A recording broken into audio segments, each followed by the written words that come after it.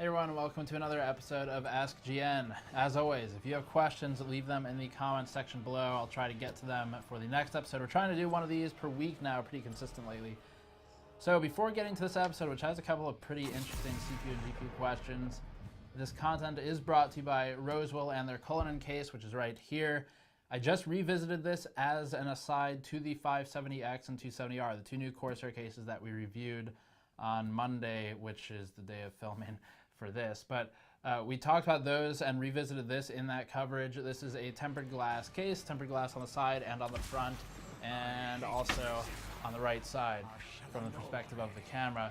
It's got a tint to it, which some of the other cases don't, and then as far as price, it's on sale this week for $120. So that's a pretty significant drop from the original $150 asking price. If you're curious, the original vendor of this case actually also makes the Anades AI Crystal. So you've seen the AI Crystal, which for a brief while was one of really the only new tempered glass cases on the market. Right after Computex, after this was shown, they came out with theirs. And they actually come from the same source. They're both from Jonesbow, which is a sort of OEM designer company, and they put together a lot of cases like this. So really it comes down to the logo that's in it and then things like warranty and price, which right now this one's cheaper. So that's the sponsor. First question this time is, shoot, I don't have the, oh, this is from an older video, but I finally got an answer to it. So I don't have the commenter's name written down, but they asked, hey Steve, I just wanted to know if there's any particular reason for AMD to stick with the PGA style of sockets for AM4 instead of LGA. So this question was asked a while ago. Thought it was a pretty interesting question. I sent it over to AMD and had them paint a few different people internally and figure it out. So the feedback, the answer from the technical marketing team, which is the only group that really provided an answer, is as follows, direct quote, PGA packages generally provide a thicker processor package that is more resistant to bending under the forces of a mounted heatsink. PGA sockets are also less expensive than LGA sockets, which can help reduce the cost of a motherboard. And for those of you who don't know, basically the options LGA is what Intel pretty much uses for every socketed CPU, well, does use for every socketed CPU, the alternative being something that's soldered to a board, which is not really applicable here.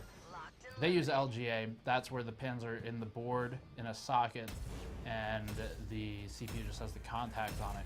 With AMD's processors, as many of you likely know, the processor itself has the pins. Like AMD's saying, it's a thicker package of the processor as a result of that. But the motherboard is now less prone to potential damage like bent pins. So the motherboard socket, basically the pins feed into a cluster of the holes for the pins, and then there's the contacts underneath hidden under a plastic protective and mounting layer. So that's the socketing setup for both devices, and AMD uses PGA, and their answer to me was that it's just because they're resistant to heatsink bending and that the cost is lower. Both valid answers, so I didn't get more than that, but that's what we got for now. Next question is from Smokey Dops 5 days ago. Says, I have a typical AMD versus NVIDIA question regarding releases of different GPU architectures. With NVIDIA's 10 series of GPUs, we are seeing releases of GP 107, 106, 104, and 102. Do these represent different architectures or unique dies? Or do they represent the common adage of flagship architecture with components on die that failed quality assurance? The question goes on for a bit, but that was the basics of it. So this is kind of referring to, for those who don't know, instances where you end up with a product that is, or was originally meant to be a higher end product and has been sort of locked or restricted because it failed in some ways validation. It's not 100% how it works with GPUs. That is how it works in some places. An example would be some of the older AMD GPUs you could actually unlock and get some more power out of them, and that was really more of a thing where there was demand for a certain type of product more than another, and so AMD would release more of those to fill the demand. And that's kind of how it works in general. This also happens elsewhere in the industry, but for GPUs specifically, this is another one where I reached out to the vendor. So asked NVIDIA, the obvious thing to kind of point out here is that when you look at the card, like this is the EVGA FTW that we've been working on for VRM temps that's got a couple thermal probes still attached to it with adhesive. When you look at that die, the die package is a pretty visually different size from what you would see. That's a 1080, for example, on a 1050 Ti. GP107 is much smaller. So in that regard, if this concept were true, what would happen is you'd see something like this, a GPU 104 or whatever 102 package in its full large size being placed onto something like the 1050 Ti, and then it would be more limited in its performance, but the die would look the same size as that. That's obviously not how it works. You've all seen the teardowns, at least the ones that we've done, if not elsewhere, and they're pretty obvious smaller size as you go down the listing, the tiering of cards. So then, what happens? Well, when I reached out to NVIDIA, they basically said for their cards, their GPUs specifically, if they are underperforming or if they for some reason don't function just from normal yield is not 100% perfect for really any electronic device, especially silicon. So there's always something that fails, and what happens is they recycle them somehow. So it's not in a product as far as I know, but recycle them as a normal recycling where you try to reuse stuff. And I actually, off camera somewhat, have one that I just remembered. I got this years ago. I think it's got the GPU identifiers rubbed off of it, but this is a failed NVIDIA GPU, and I got this at their silicon failure analysis lab. We toured it probably 2016 or something, and the guy there is pretty damn smart. Was talking about how all of their equipment's used like scanning electron microscopes and things like that, and magnifying silicon to 1.5 million x, so they could like mill a hole into the surface, mill a hole down into it, and look at almost basically a transistor level what's going on when something fails. Pretty cool stuff. But I got this from him, and it's basically from Howard Marks, is his name. So it's a failed chip. In this case, they just have a bucket of them and give them out to visitors. So that would be one place to reuse, as opposed to, again, in a lower tier card. So I hope that answers that question. There are places where parts are, I won't use the word recycled because it's confusing, but are reused in a lower tier product. But the current series of GPUs is not one of them with the 10 series. I did ask, and I'm waiting on a response, what about the GTX 1060? Because there's two SKUs of 1060. So in that specific case, it's a little unique because the 1060, you've got the base model and then the 1060 3GB model, which has 10% fewer SMs. So the question is, 10% fewer SMs, is it a higher SKU? Is it a 1066GB that's been restricted, or is this a separate line in manufacturing that's producing these 10% lower SM count chips specifically for the 3GB card? Haven't received an answer to that yet, but I only asked a couple hours before the video, so. Next question. Wesley Runyon says, Steve, why is it the different benchmarks ultimately give different answers? For instance, Passmark versus Firestrike, Passmark rates my score with a 1070 for MSI Game Z better than a 1080 or even a Titan XP. Then very similar PCs with less speed, RAM, clock, CPU outperform mine. Is it possible to cheat the system or software? Yeah, I know. Turn off all the background apps, etc., not buying it, blah, blah, not cutting an ether. That's kind of going over a lot of what we do. I monitor my hardware closely, and that excuse is nonsensical. I am curious to see what your opinion is of synthetic benchmarks. So, synthetic benchmarks are tough. Even just 3D Mark on the same system, ignore all the other systems you're talking about or cards. You run it a few times on the same system, there is variance. And that can be the difference between a card with one clock trading places with a card with another clock, and that's a problem. So there's a reason we don't use 3D Mark scores in our reviews. That may change at some point, but right now I just don't like the variance in it. And I don't like the idea that I have to run it several times to average an answer that seems reasonable, because it's just, it's extra work, and it makes more sense for me anyway to spend that time benchmarking another game instead. Spend that time doing that. But that's 3D Mark. So Passmark things, once you start mixing and matching tool, you really can't look at these things outside of their vacuum that they're in.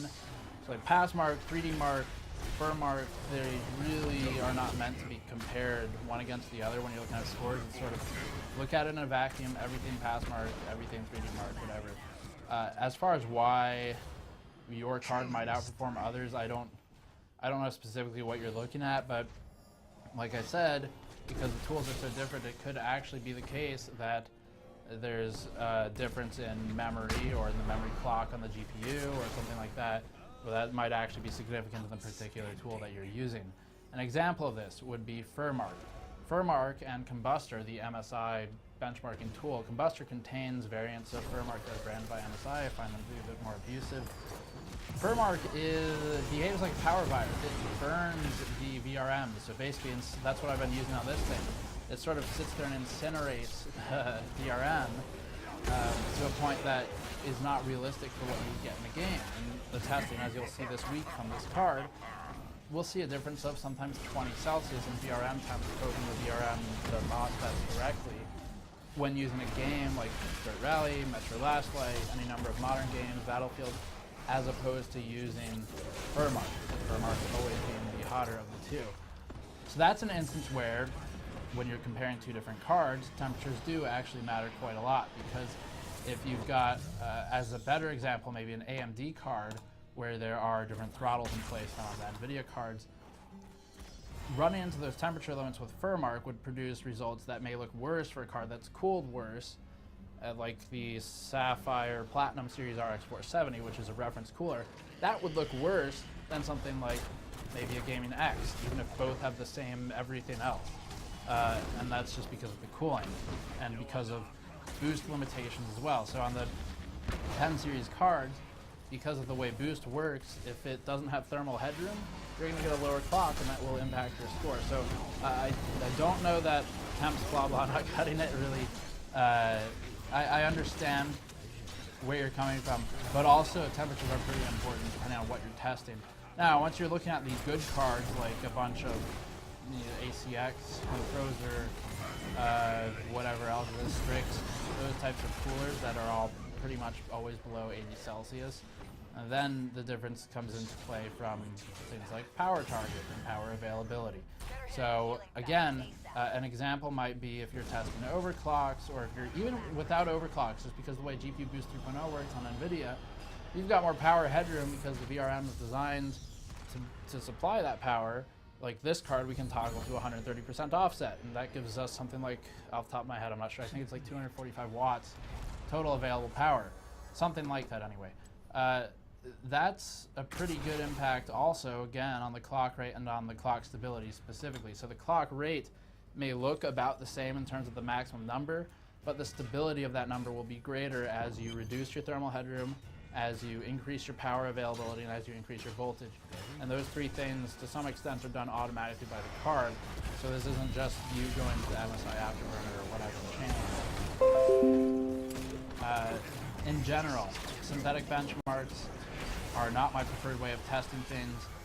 To really put your question to the test, you'd have to kind of take one of each device, put it in the exact same rig, and test it, because you don't know how those tools are programmed and what they care about in terms of system resources. Like, again, as another final example, 3D Mark. If you run the full 3D Mark test, it will run a physics test in there. And that's not graphics processing physics, that's system physics processing that goes on the CPU. And so you've got 2 graphics tests and 1 physics test, 3 total test passes in 3D Mark.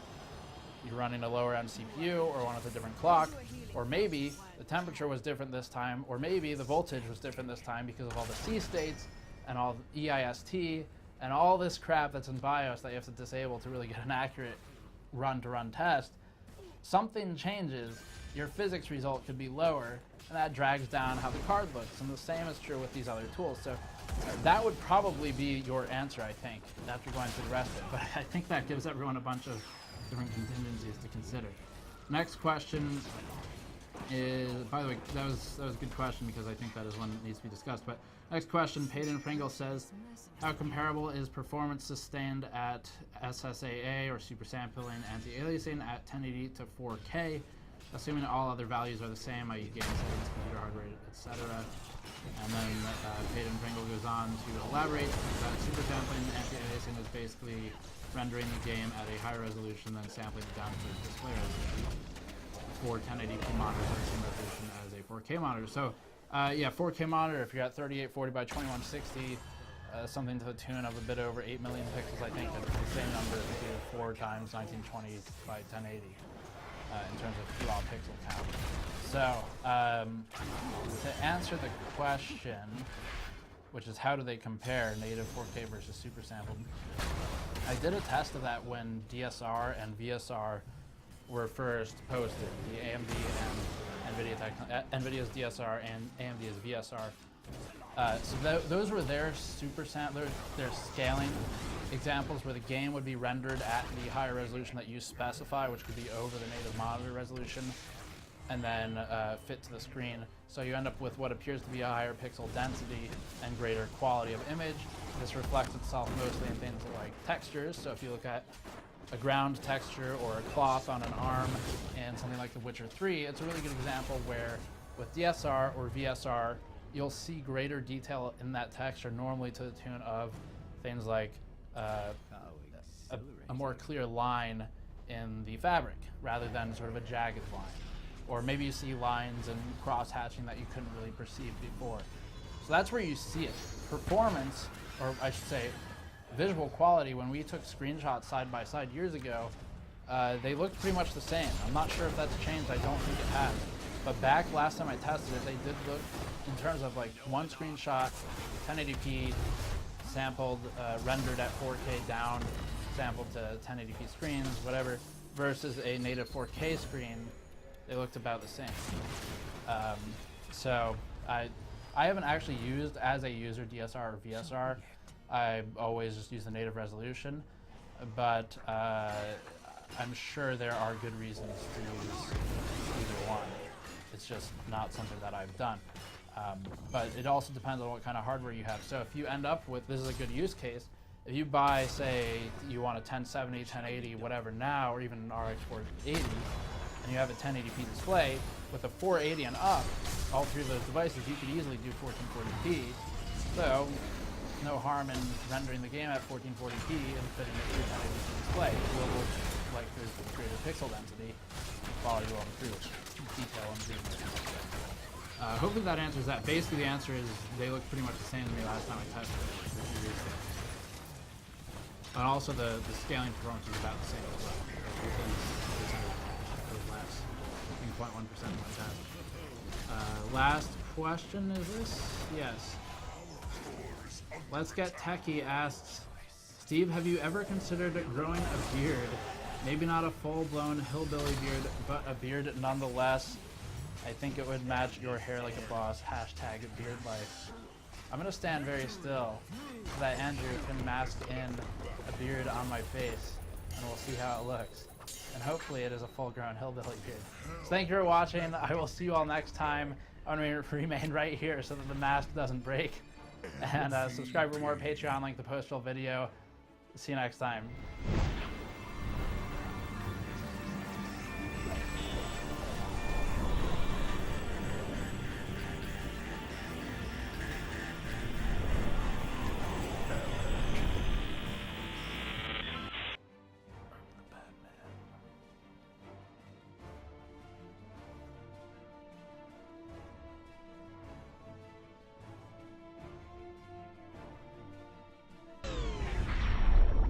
This is the end-all be-all of content surrounding EVGA's VRM temperatures. We attach thermocouple probes directly to the PCB's backside hotspot to MOSFETs number 2 and 7, which are commonly shown scorched in photos of defective cards. And we ran dozens of tests ranging from optimistic use case scenarios to completely unrealistic torture tests. Testing was done with and without thermal pads, and also with and without the VBIOS update, and with a stock unmodified card as well. Today we're showing a closer look at EVGA's 10 series ACX 3.0 cooler thermal issues. Buildzoid from actually Hardcore Overclocking will be joining me about halfway through. Before getting to that, this content is brought to you by our Patreon backers. So you can go to our Patreon page, patreon.com/gamersnexus, to help us out directly and to help us fund in-depth testing like this, which is frankly impossible to make money off of because it took so much time. Keep in mind that everything here is exhaustively discussed in the article as well, linked in the description below. There are more charts there, a good amount more, but there's still a ton here. So there's plenty of content to consume. The goal is to sort of finish the book on the EVGA thermal analysis and discussion and see if these potential posted online board failures are a result of thermals.